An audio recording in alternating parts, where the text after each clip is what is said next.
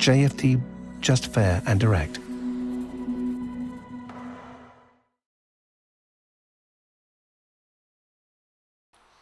Okay, hello and good morning everyone. Welcome to JFD Traders Espresso with me, Darius Anucauskas. Today is the 18th of June 2021. So yep, welcome everyone. Welcome to this Friday's morning session where we're going to have a very quick look at the markets, a few of the charts, the usual stuff. But before we do that, as always, let's quickly have a read through our risk disclaimer. So, the content we produce does not constitute investment advice or investment recommendation, should not be considered as such, and does not in any way constitute an invitation to acquire any financial instrument or product. As always, I'll give you a few seconds to read the rest and we can continue.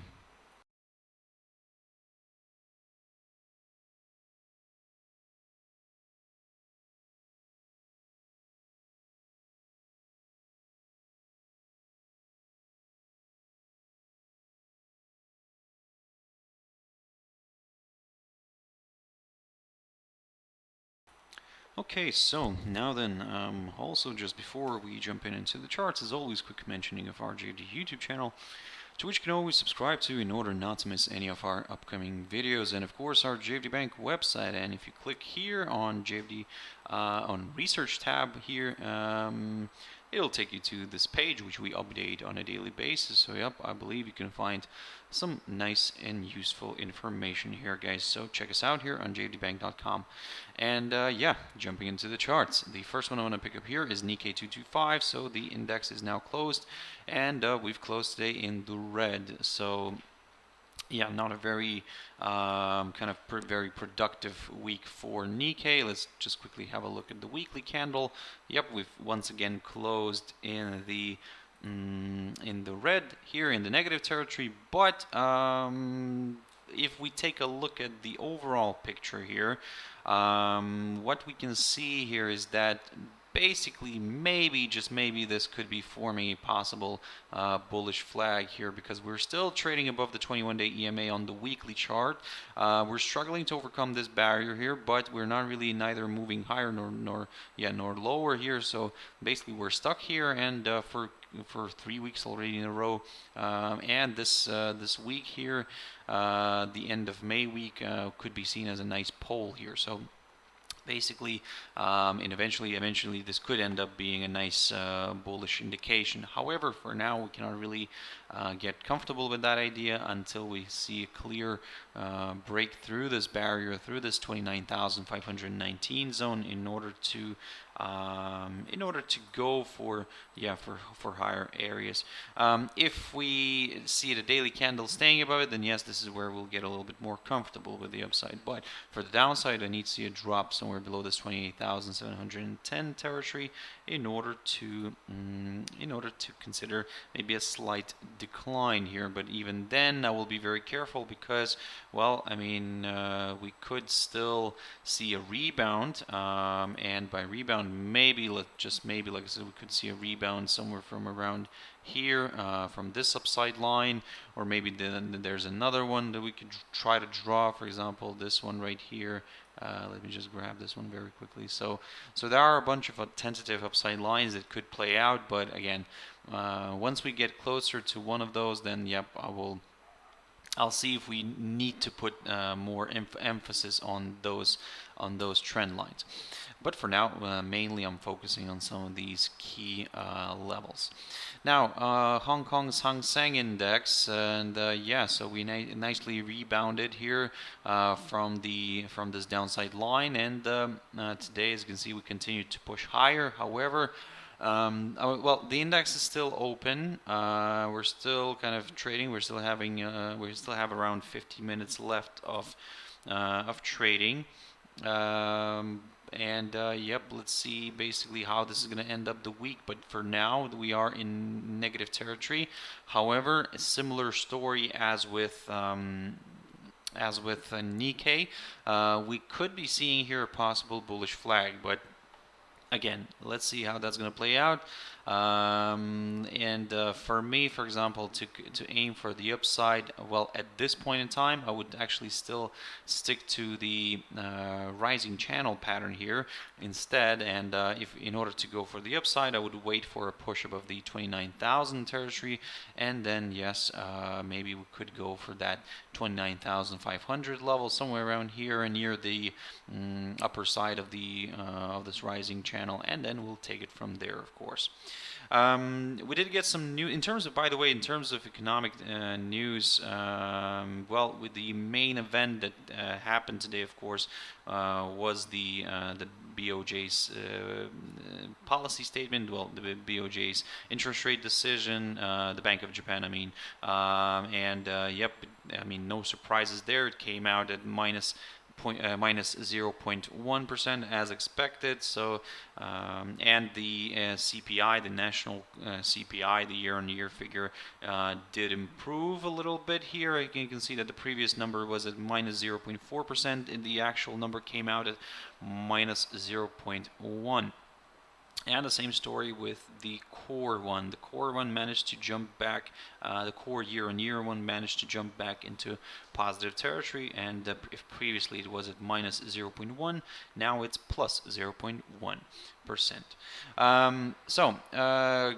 Kind of noting all that information, I mean, we can see that, for example, UK today already also released its sales figures, retail sales figures, so the headline ones and the core ones, and well, I mean, those came out okay, but I would say a little bit on the negative side, because basically the core retail sales, the year-on-year figure, the forecast was for a decline already from 37.7 to 27.3, but the actual number came out at 21.7. So yep, that's a decline. I mean, not to mention the month-on-month figure. The month-on-month retail sales here in UK. I mean, the month-on-month figures came out on in the negative zone, basically. So the forecast was, let's say, for the core ones to go from 9% to 1.5. That was already a decent slide, but it actually came out at minus 2.1%. So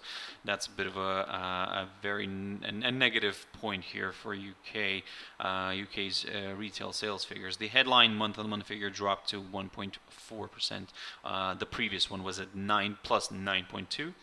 The forecast was plus 1.6, and the actual came out at minus 1.4. So in terms of other economic news, I mean, there's not much happening today, guys. So basically, in general, we'll continue monitoring the situation in the equity markets, see how the performance there is kind of ongoing, but yeah, coming back to the charts here, we can let's say jumping into the German DAX, we saw a nice little recovery here, and basically this idea that I kept talking about the rising wedge pattern is still in play, because, well, that's what I was saying, guys, that until we get that break through the lower side of the rising wedge, well, it still could continue moving higher here. So that's why, yeah, I mean, although it looks quite tempting here for the downside, but for now, guys, it's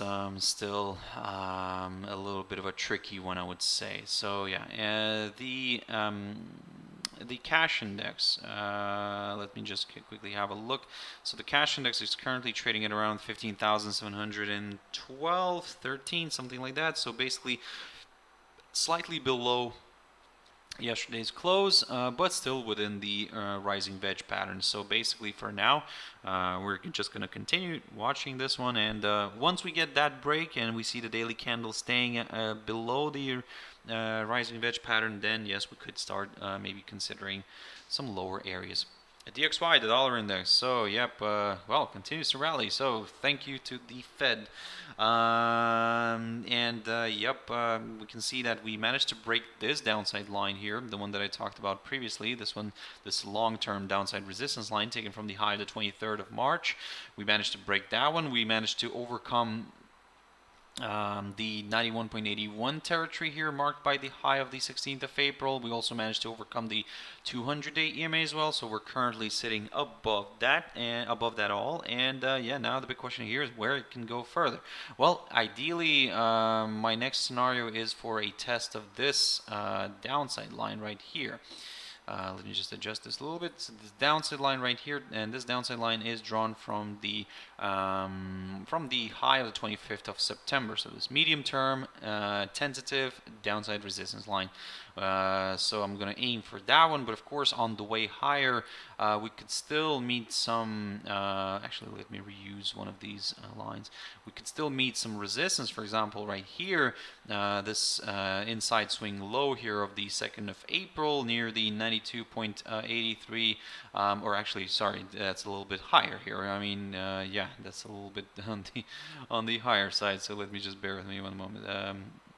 Okay, so so this is where we're currently getting a hold up near the 92 territory. We can see that previously that area acted as a good area of support. Now it might take the role of resistance, so let's see how that's going to play out.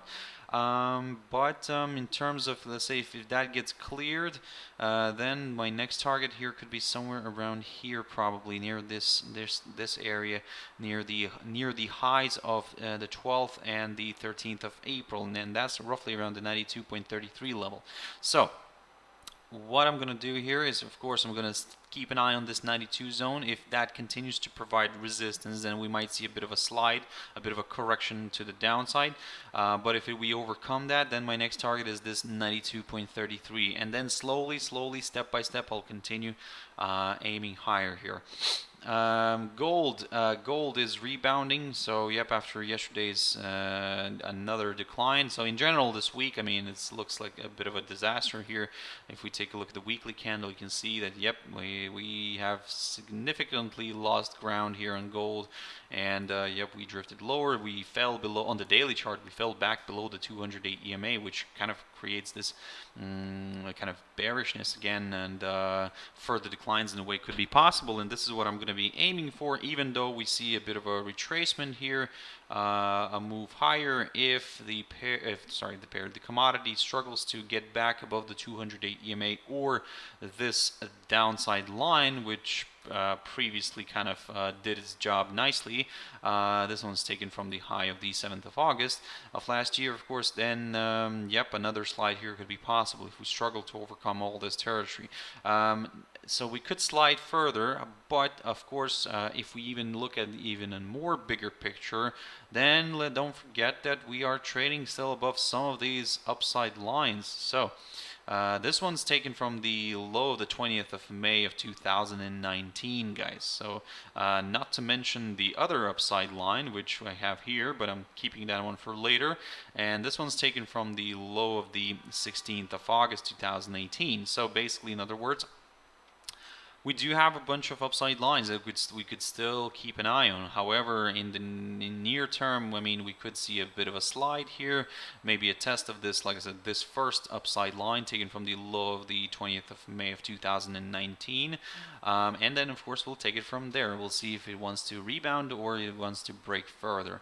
But right now, for the upside, guys, well, if we do break back above this downside line, then yes, I'll consider maybe a bit of a move higher, but again, we would have this other downside line to keep an eye on this, with this tentative, of course, but yeah, we still will keep that in mind.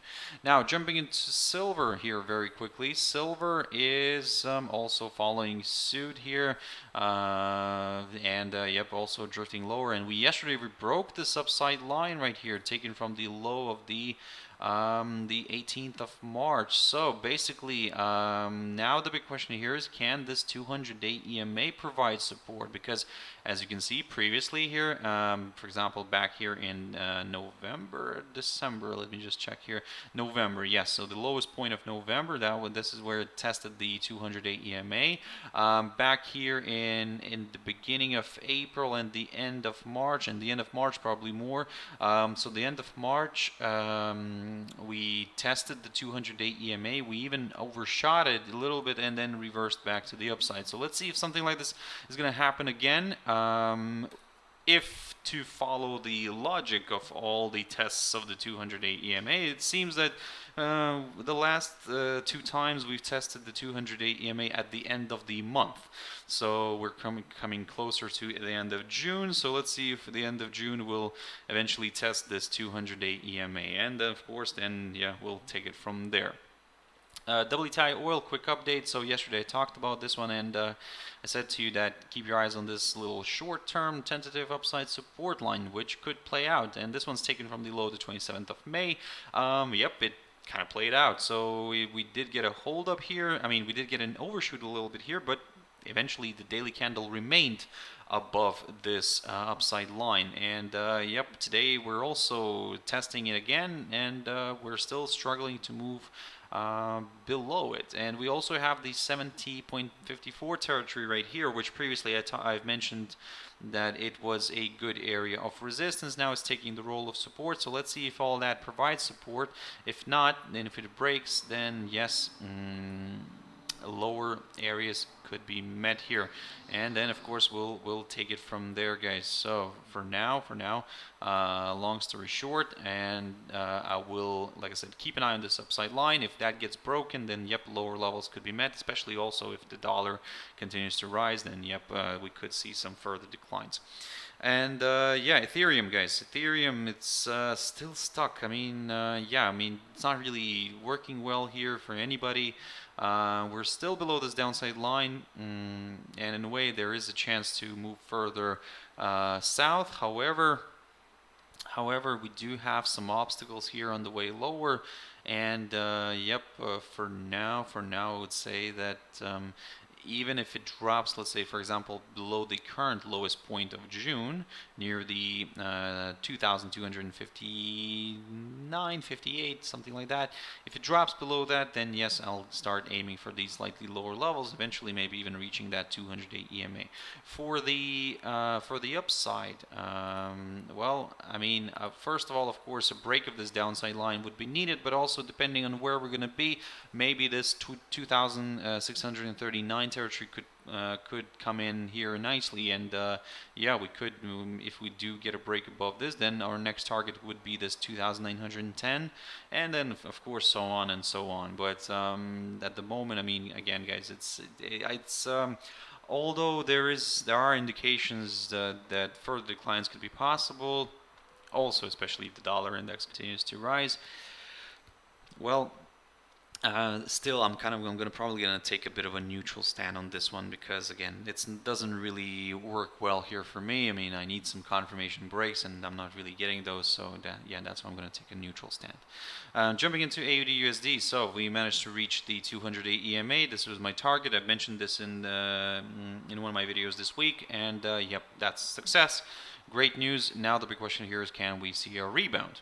Well, I mean, at the moment I would say that if the 200-day EMA continues to provide resistance, then resistance support, then yes, we could see a nice rebound. However, don't get me wrong, I mean, probably the bulls should not get their hopes up yet, because we do have a bunch of downside lines right now here, which would need to be overtaken first in order to, let's say, get a little bit more comfortable with the upside. So for now, in terms of the downside, I would say that if we rebound from the 200-day EMA and we climb higher, but we stay here, I mean, below this area, below this 0.7645 territory, there we go. If we stay below it, then yes, another slide could be possible, and then of course we'll keep an eye on that 200-day EMA. If that gets cleared, then either way, I mean, it's opening the door towards further declines, and I mean, this could turn out to be a little bit ugly for the bulls. USD CAD, quick update, also something that I mentioned yesterday, and basically, yeah, we've tested this downside line taken from the high of the 19th of March of last year, so this long-term downside resistance line.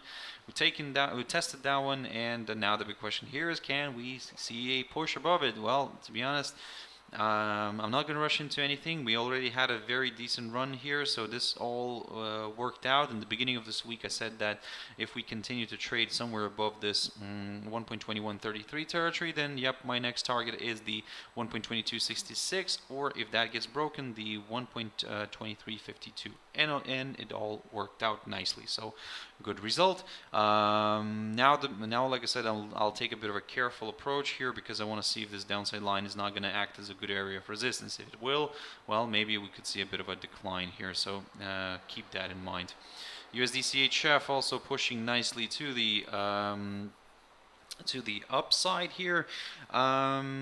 But yeah, it managed to stay above the 200-day EMA. It managed to stay fractionally above the 0.9165 territory, and yep, my next target is the 0.9246. And to be honest, I mean, everything's kind of leaning towards that. So let's see if that's going to play out or not. But at the moment, yep, I will aim for some higher levels as long as the pair stays somewhere above the 200-day EMA. Even if we see a bit of a decline here, if the 200-day EMA provides resistance, then yes, we could aim for some higher levels. Like I said, my next target is the 0. Actually, bear with me one moment. Let me just quickly double check something here. Probably this is where a slight adjustment would have to come in because there we go. Now, I do apologize for that level. Probably this is where I'm gonna stick. What I'm gonna stick to for now.